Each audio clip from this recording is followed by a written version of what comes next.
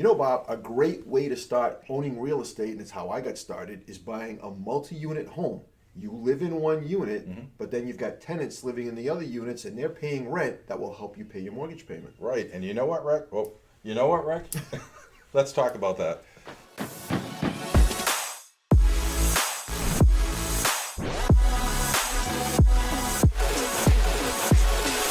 Hello and welcome to this episode of What's Their MO. I'm Rick Masnick. And I'm Bob Orlando, and today we want to talk about an opportunity to own a home and have your tenants help pay the mortgage payment or maybe pay the entire payment. Yeah, and we've talked about the FHA mortgage in the past.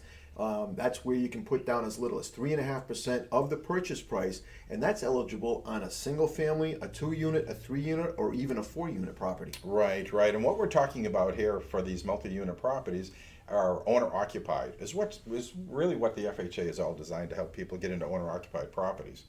So if you're looking to purchase, say, a multi-unit investment property, well, that's going to be a conversation for another time. Yeah, and again, FHA allows for the 3.5% down payment, and that's eligible for a 2, 3, or 4-unit property.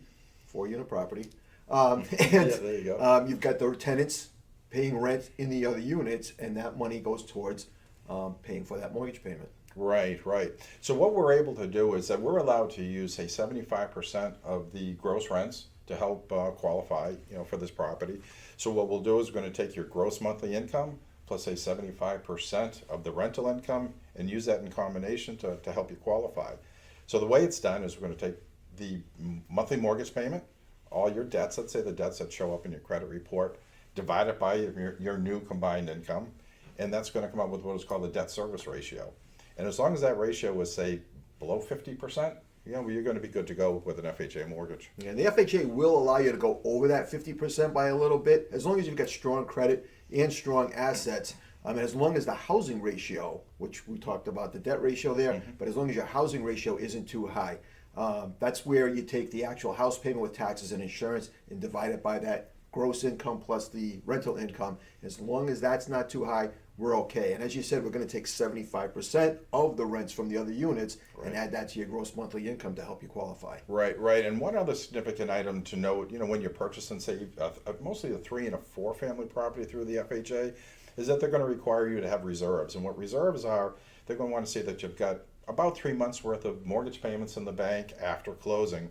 And that's basically to help, if an emergency comes up or if a tenant doesn't pay, you're going to have some funds in the bank to, cover these expenses. Yeah, and the lender's not going to take or hold on to those funds. They just want to see that after closing, you're going to have that money in your bank account, as you said, like reserves, just in case, a tenant moves out without warning, or as I used to like to say, as they jump ship in the middle of the night.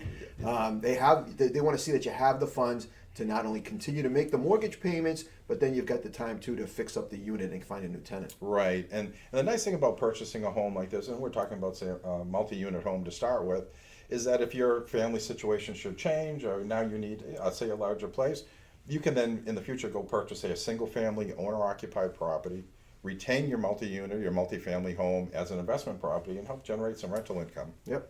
So if you found this information useful, please like, share, and subscribe to our channel. If you know someone else that this information could benefit, please pass this on to them. But for now, that concludes this episode of What's Their MO. I'm Rick Masnick. And I'm Bob Orlando, and we'll see you next time.